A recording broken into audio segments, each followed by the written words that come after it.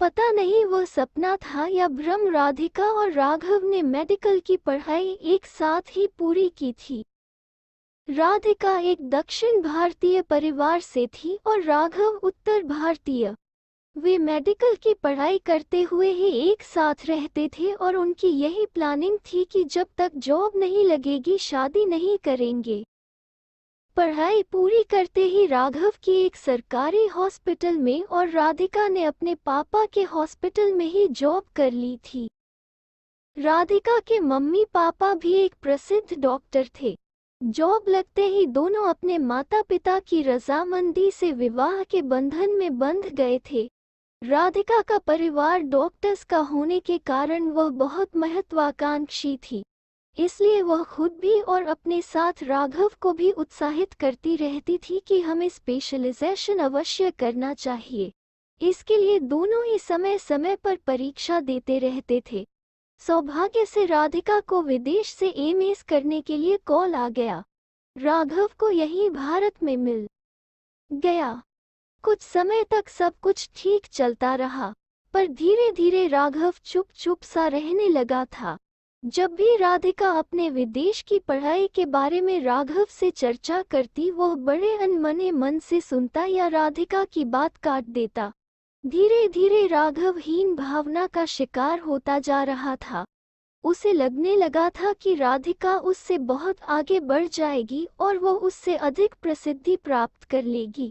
उधर राधिका अपनी उन्नति के साथ नए नए सपने बुनती रहती थी कि एक बार ये स्पेशलाइजेशन हो जाए, फिर भारत आकर हम अपने बच्चों की भी प्लानिंग करेंगे और ऐसे ही धीरे धीरे उन्नति करते मैं और राघव मिलकर एक अपना हॉस्पिटल खोलेंगे और धीरे धीरे उसे बढ़ाते जाएंगे।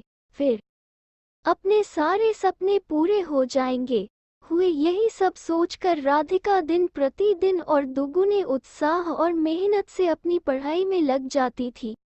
फिर एक दिन वो शुभ दिन भी आ गया जब डॉक्टर राधिका अब एक सर्जन बनकर अपने देश लौट आई थी। उसका और उसके मम्मी पापा का खुशी का ठिकाना नहीं था। उसके आने की खुशी में उन्होंने एक बड़ी पार्टी का आयोजन किया।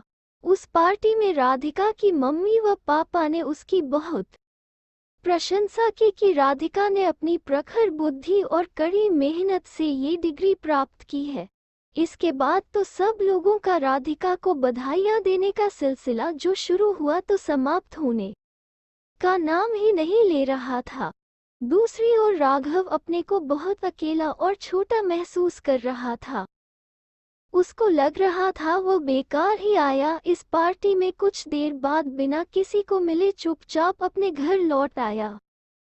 जब थोड़ी देर बाद राधिका के पापा ने राघव को भी स्टेज पर बुलाया और उसकी भी वे एक सफल डॉक्टर के लिए प्रशंसा करना चाह रहे थे, तो राघव कहीं दिखाई ही नहीं दिया। जब राधिका ने उसको फोन किया और कहा कि राघव कहाँ हो तुम्हें भी पापा स्टेज पर बुला रहे थे, तो पता चला वह घर जा चुका था। फोन पर ही उसने राधिका को बोल दिया, तुम्हारी पार्टी थी, तुम्हारे शोहरत के चर्चे हो रहे थे, तो मैं वहाँ क्या करता। तुम्हारी सफलता तुम्हें मुबारक। ये सुनते ही जैसे राधिका के पैरों तले जमीन खिसक गई। सारा पार्टी का उत्साह 1 मिनट में समाप्त हो गया। इतनी ईर्ष्या हो गई राघव को मेरी सफलता से। राधिका ने सपने में भी ये बात नहीं सोची थी कि राघव इतने छोटे दिल का होगा। उससे मेरी सफलता और उन्नति क्यों नहीं देखी गई। मैंने तो क्या क्या सपने देखे थे अपने दोनों के भविष्य के लिए। राघव ने तो मेरा पहले कदम पर ही साथ छोड़ दिया। तो क्या ये सब भ्रम था जो हमने इतने वर्षों तक एक दूसरे का साथ देने का वादा किया था और एक साथ अपना उज्जवल भविष्य बनाने के सपने देखे थे।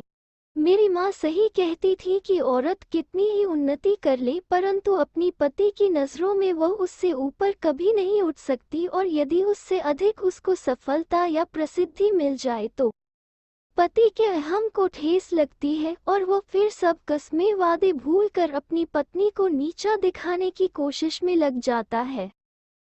राधिका बोली, मैं इस बात पर विश्वास नहीं करती थी कि आजकल के पुरुष पहले जमाने से अलग हैं। अब वे अपनी का महत्व समझने लगे हैं और उन्हें बराबरी का दर्जा देने लगे हैं। उनकी उन्नति से खुश होते हैं और उनकी नस्लों में उनकी पत्नी जैसी कोई नहीं। पर सच में ये सब मेरा भ्रम था। और ये सब सोचते सोचते राधिका की आंखें भर आईं।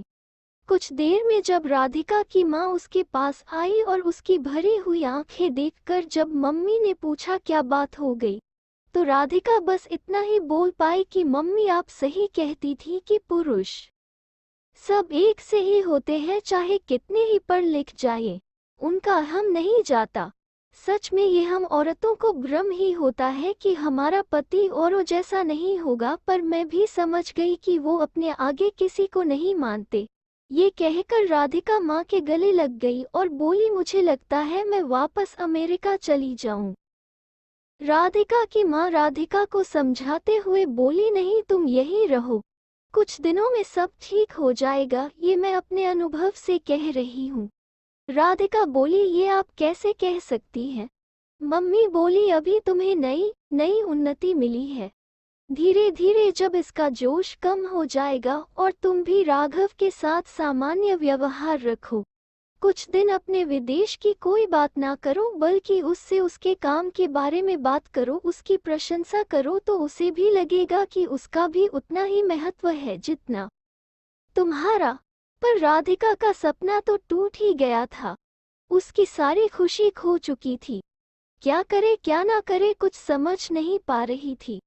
दोस्तों, कई बार ऐसा ही होता है जब हम अपने सबसे करीबी रिश्ते पर आंख मूंद कर विश्वास कर लेते हैं और उसके साथ एक सुखद जीवन की कल्पना करने लग जाते हैं, पर अगले ही क्षण सामने वाला एक मिनट में आपके साथ कुछ ऐसा कर जाए जिसकी आपने कभी कल्पना भी ना की हो, तो ऐसा ही लगता है कि अभी तक हम कोई सपने में जी रहे थे जो आंख खुलते ही टूट गए, और तब एहसास होता है ये सब तो एक भ्रम ही था।